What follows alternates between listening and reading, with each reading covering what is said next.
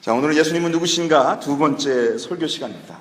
우리가 지난주일부터 예수님께서 하신 말씀, 요한복음에 나온 7가지 나는 무엇이다 라는 말씀을 상고하고, 예수님께서 과연 우리에게 누구신가, 예수님께서 과연 누구라고 말씀하시는가에 대해서 함께 생각해 보고 있습니다.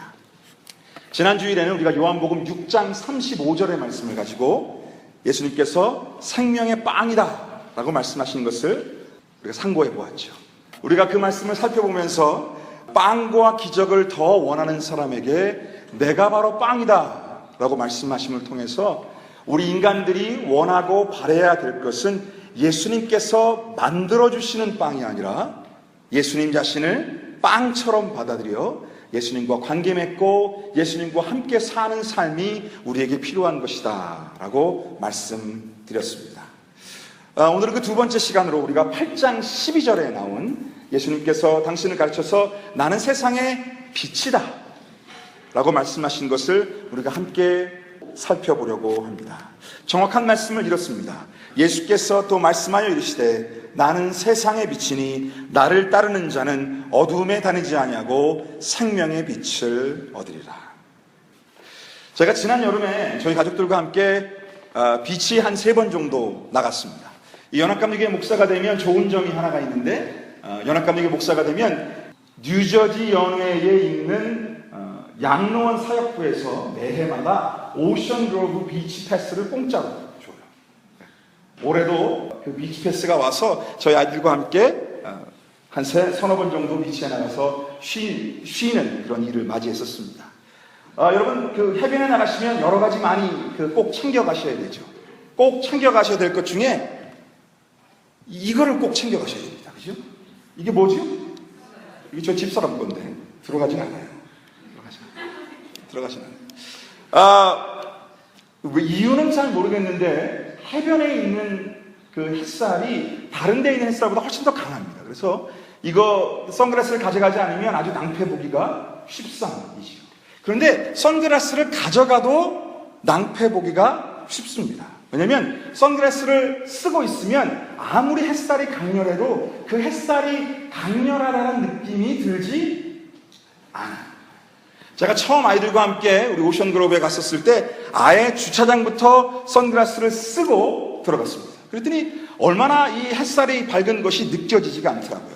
커다란 그 비치 엄브렐라를 갖고 갔었는데 그거를 펼 생각도 안 했습니다. 아니 뭐 괜찮네, 이 정도면 뭐 있을만하네. 그러다가 눈에 모래가 들어가서 이렇게 모래를 흩으려고 선글라스를 드는 순간 눈도 제대로 뜰 수 없을 정도의 이 강렬한 빛이 제 눈을 비추었습니다. 그때야 아이고 이거 큰일 나겠다. 서둘러서 가져간 비치 엄브렐라를 다 펼쳤어요. 그리고 그늘에 얌전히 앉아 있었지만 이미 때는 늦었죠. 집에 돌아올 때쯤 되니까 제 팔하고 이 목은 아주 새카맣게 타서 그날 밤 잠드는데 고생을 좀 했던 기억이 있습니다. 여러분, 선글라스를 쓰고 있으면 빛 가운데 있어도 빛을 느낄 수가 없습니다. 아무리 빛이 강하다 할지라도 이것을 쓰고 있는 이상 그 우리 주변을 감싸고 있는 빛을 알 방법이 없죠. 제가 설교를 시작하면서 왜 이 철진한 여름 이야기를 하냐라고 하면 요한복음에 나타난 이 빛 때문입니다. 우리가 지금 읽고 있는 요한복음에는 빛이란 말이 굉장히 자주 등장합니다. 그런데 요한이 빛이란 말을 쓸 때마다 빛 가운데 있으나 빛을 알아보지 못한 사람들을 언급할 때마다 빛이란 이야기를 합니다. 다시 한번 말씀드릴까요? 요한복음에 빛이란 말이 자주 나오는데 요한복음이 빛이란 말을 쓸 때마다 요한은 빛 가운데 있으나 빛을 알아보지 못한 사람들을 말하기 위해서 그 말을 씁니다. 요한복음에서 빛이란 단어가 가장 처음에 나오는 게 1장 45절입니다. 1장 4절부터 5절까지 함께 읽어볼까요? 시작. 그 안에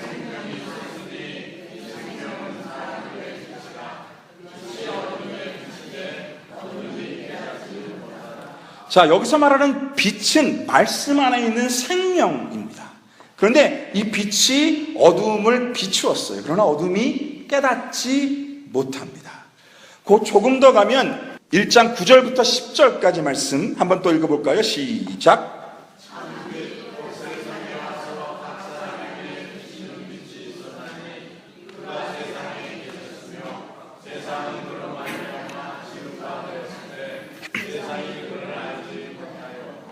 자, 빛 대신 예수님께서 세상에 오셔서 세상 가운데 계셨으나 세상은 그 빛을 보지 못했습니다. 세상은 이 빛 가운데서 입은 창조되었는데도 이 빛을 알아보지 못했죠. 마치 해변가에 앉아서 선글라스를 끼고 있었을 때 이 빛이 온 사방을 다 감싼다 할지라도 그 빛을 recognize 못한 것처럼 빛 가운데 있었지만 빛을 알아볼 수 없었습니다. 그리고 오늘 우리가 함께 읽은 요한복음 8장 12절 나는 세상의 빛이다 라고 말씀하신 부분은 빛 가운데 있으나 빛을 보지 못한 사람들 이야기의 결정판입니다. 오늘 우리가 읽은 본문 8장 12절 바로 전 말씀을 보면 예수님께서 나는 빛이다 라고 말씀하시기 바로 전에 바리새인들이 예수님을 잡을 계략을 부립니다. 자기 수하에 있는 사람들을 이렇게 보내서 예수를 좀 잡아와라 이렇게 보내죠. 그런데 바리새인들의 명령을 받고 예수님을 잡으러 떠난 하인들이 예수님을 잡으러 갔다가 예수님의 말씀을 듣고는 예수님께 감명을 받습니다. 그리고 돌아와서는 이렇게 얘기합니다. 주인님, 아무도 그 사람처럼 이야기하는 사람이 없습니다. 아무도 그 사람처럼 감명 깊게 진리를 이야기하는 사람이 없습니다. 이 말을 들은 바리새인들이 화가 납니다. 그래서 자기 하인들에게 이렇게 이야기합니다. 너희도 속았느냐? 너희도 이 예수라는 사람들에게 속았느냐? 그리고서는 예수님이 왜 메시아가 아닌지, 예수님이 왜 메시아가 될 수 없는지 논쟁하기 시작합니다. 그리고 자기들 집단 바리새인들 가운데에 예수님을 따라 사는 사람이 있다는 것을 깨닫고 그 사람들을 향해서 공격을 퍼붓기 시작합니다. 이렇게 논쟁하고 있는 바리새인들에게 예수님이 말씀하십니다. 나는 세상의 빛이니 나를 따르는 자는 어두움 가운데 다니지 아니하고 생명의 빛을 얻으리라. 여러분, 우리가 예수님께서 이 말씀을 바리새인들에게 하셨다라는 사실에 조금 더 주목해 볼 필요가 있습니다.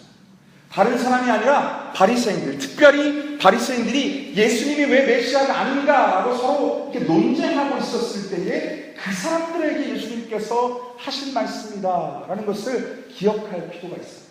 왜냐하면 바리새인들은 그 누구보다도 진리의 빛, 예수님의 빛, 메시아의 빛에 가까이 있던 사람들이었기 때문입니다. 바리새인들은 신약 성경에 보면 바리새인들 아주 부정적인 이미지만 나오죠. 그러나 신약 성경이 말하고 있는 것과는 달리 바리새인들은 존경받는 종교인들이었습니다. 하나님께서 그들에게 허락하신 구약 성경에 있는 율법, 이 율법을 지키기 위해서는 목숨도 더 아까워하지 않는 사람들이 바리새인들이었습니다. 그들은 경건한 사람들이었고 거룩한 사람들이었고 그들이 갖고 있는 경건과 거룩으로 인해 많은 젊은이들에게 아주 큰 영향력을 끼치고 있던 사람들이었습니다. 그러니 이 바리새인들은 누구보다 진리의 예수님의 메시아의 빛에 가까이 있었죠. 그런데 그렇게 가까이 있는 사람이 알아보지 못했어요. 누구보다도 성경에 대해서 해박하고 누구보다도 역사에 대해서 해박하고 누구보다도 예수님에 대해서 빛에 대해서 알고 있던 바리새인들이 예수님을 알아보지 못했습니다. 왜일까요? 왜일까요? 무엇이 부족했기 때문에 그들이 그토록 기다리던 빛을 알아보지 못한 것일까요? 우리는 그 질문에 대한 해답을 오늘 본문 말씀 중 한 단어에서 찾을 수 있어요. 오늘 본문 말씀이 됐습니다. 다 같이 한번 해볼까요? 나는 세상의 빛이니 나를 따르는 자는 어두움에 다니지 아니하고 생명의 빛을 얻으리라. 자, 예수님께서는 나를 따르는 자가 어두움에 다니지 아니하고 생명의 빛을 얻는다 말씀하셨어요. 나를 뭐하는 자가? 따르는 자가. 어두움에 나와서 생명의 빛을 얻는 것, 빛 대신 그리스도를 빛으로 알아볼 수 있는 것, 그것은 우리가 예수님을 어떻게 할 때? 따를 때에 우리에게 주어지는 것이라는 것이에요. 우리가 이 따르다라는 말을 좀 더 묵상해 볼 필요가 있습니다. 이 따르다라는 말의 그리스도는 신약성경, 특별히 복음서에서 쓰일 때마다 제자들이 예수님의 부르심을 따라 예수님을 따를 때에 쓰던 그리스어입니다.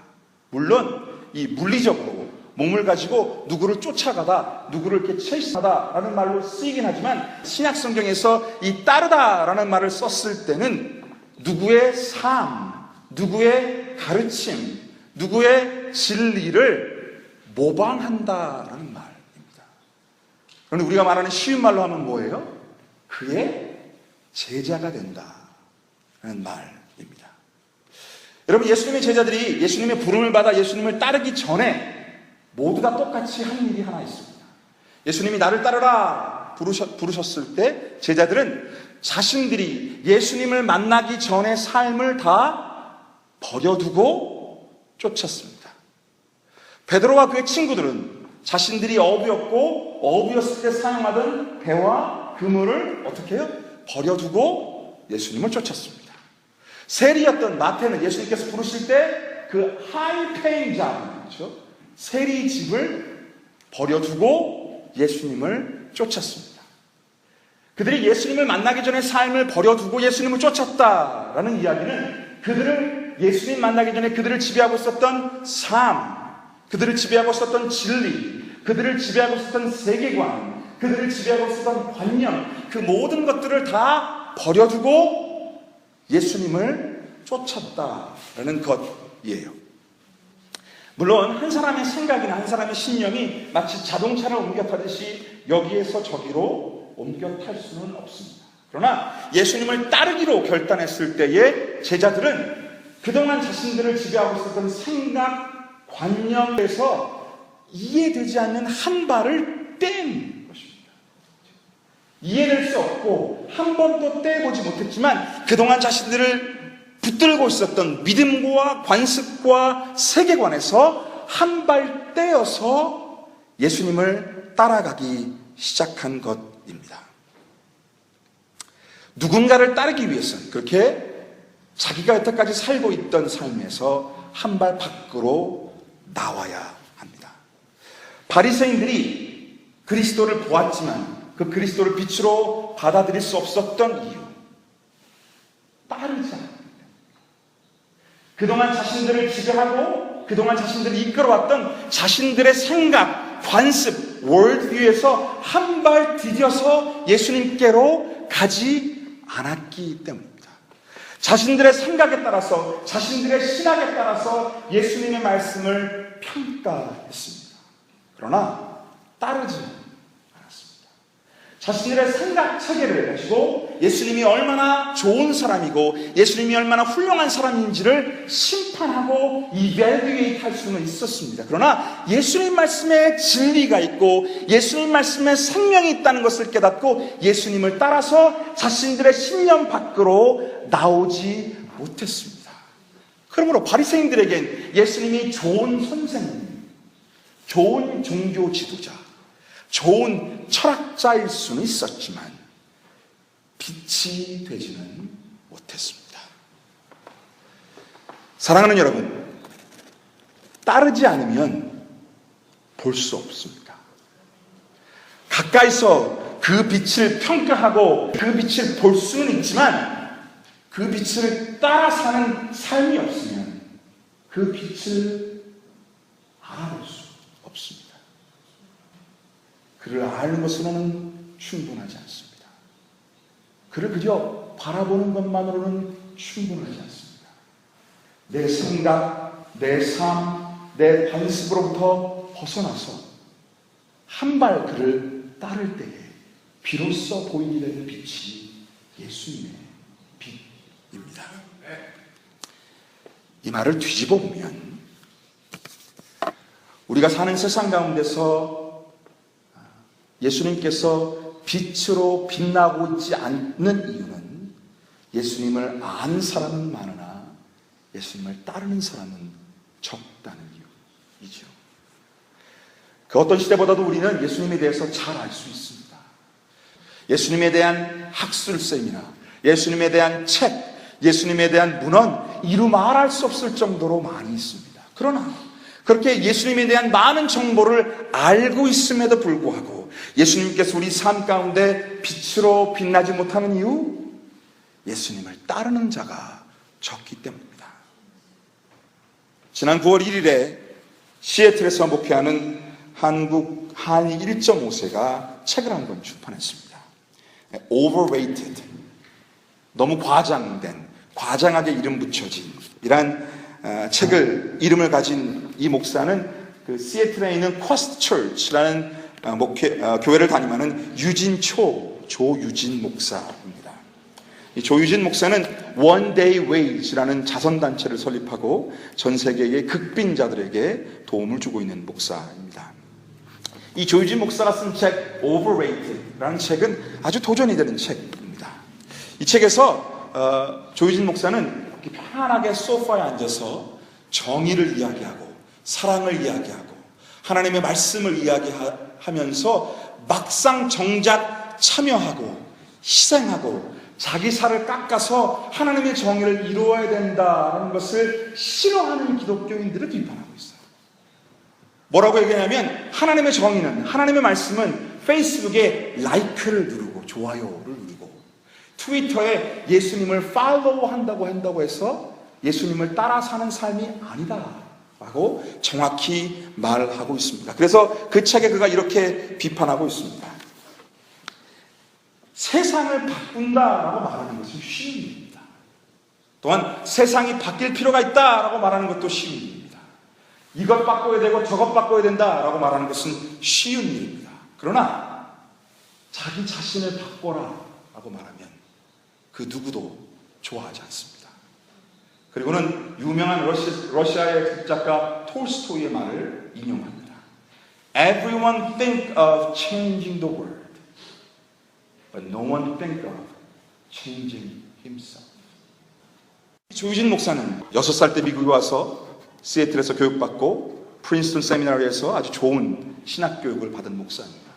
프린스턴은 졸업하고는 한국의 가장 유명한 브랜드 처치인 온누리교회 EM 담당 목사였습니다.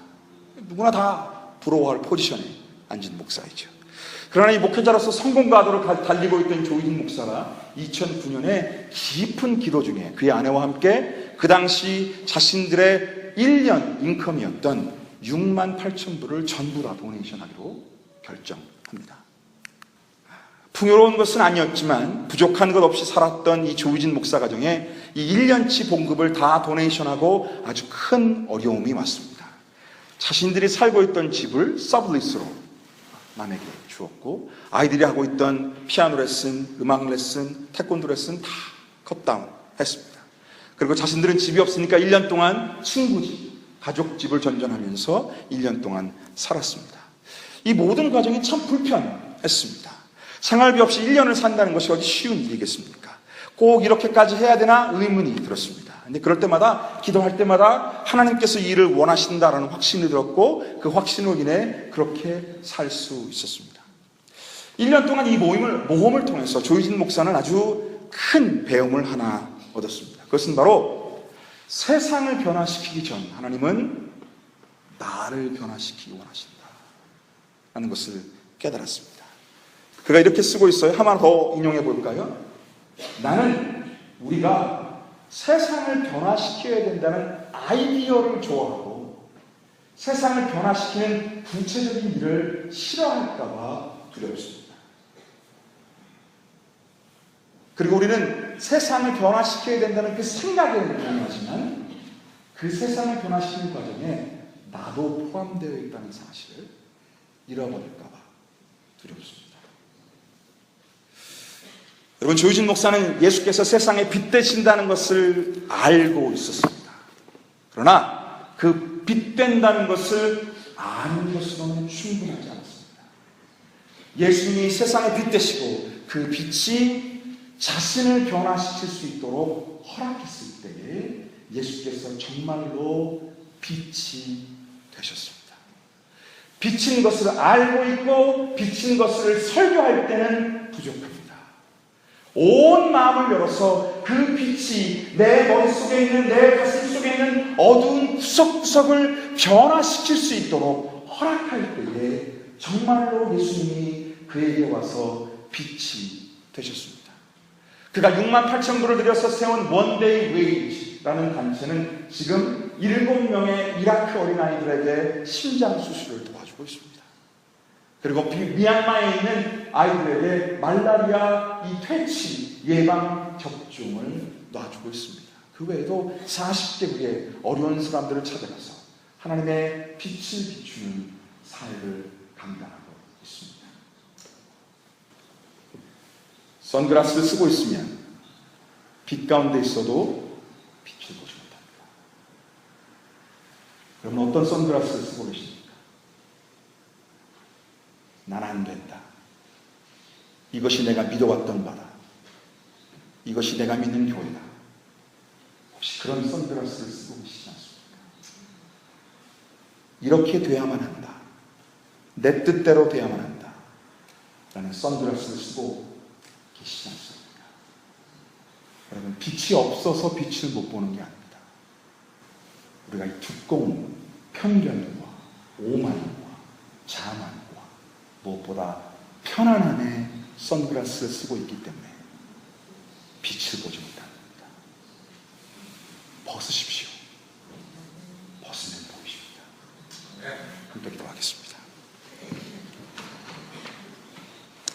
함께 기도하실 때 하나님께서 여러분에게 어떤 말씀을 주시는지 한번 귀를 기울여 보시기 바랍니다. 여러분 안에 어떤 선글라스를 쓰고 있습니까? 여러분에게 예수님을 빛으로 보지 못하게 하는 그 검은 안경이 무엇입니까? 이 시간 벗을 수 있기를 예수께서 벗겨주시기를 간구하시기 바랍니다. 함께 잠깐만 기도하시겠습니다.